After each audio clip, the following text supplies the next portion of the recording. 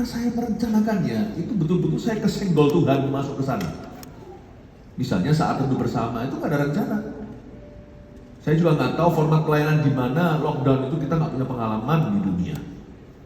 Tapi ternyata, one thing leads to another, satu hal menuntut ke hal lainnya, kita harus akui loh ya. Kalau kita itu merencanakan dari sisi kita, asal kita selalu jadi orang yang siap sedia, readiness, itu penting sekali.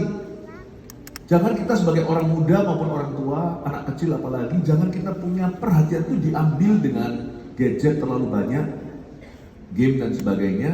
Jadi kita nggak siap kalau Roh Kudus membawa kita mendadak. Kalau tiba-tiba ada rencana yang berubah haluan di dunia dan Tuhan mau memakai kita besar, kita nggak siap karena perhatian kita sudah diculik oleh sesuatu. Dan waktu kita mengalami pandemi itu kita nggak pernah ngerti ternyata dunia begini. Tapi our church was ready, I was ready. Istri saya siap. Kita sebagai gereja selalu punya filosofi Tuhan lalu manusia dulu. Kita nggak pernah main-main dengan pelayanan. Kita punya excellent standar.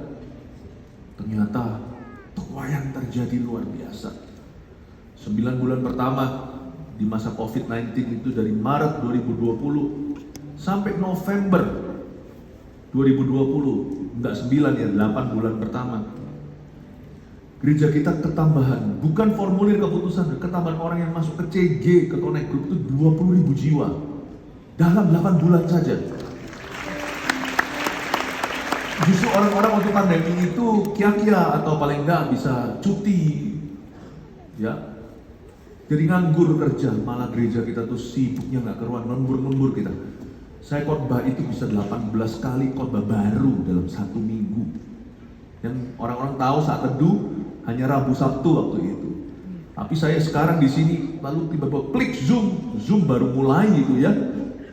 Yang namanya Zoom-Zooman. Itu bisa langsung next hour, jam berikutnya saya sudah berada di Taiwan dengan para hamba Tuhan se-Asia. Lalu habis itu tiba-tiba saya pindah lagi sudah bicara ke Amerika. Nah, dengan demikian satu hari saya khotbah berkali-kali, ketemu orang, meeting-meeting, rapat-rapat, syuting-syuting. Lalu minggunya nanti akan ada ibadah online-nya. Bapak Ibu Saudara, ada banyak hal itu. Dari sisi kita yang penting kita ready atau readiness. Dari sisi Allah akan menunjukkan perkara-perkara yang tidak kita bayangkan. Dunia ini masih gonjang-ganjing, masih banyak rencana yang kita belum ketahui. Tapi Tuhan itu mencari orang-orang yang siap, orang-orang yang ready. Tapi kalau kehidupan kita berjalan secara rutin, jangan mengeluh kok nggak ada terjadi sesuatu. Tuhan sedang melatihmu. Bahkan semua setback, segala sesuatu yang sifatnya seolah-olah kemunduran, itu set up. Jangan pernah Anda itu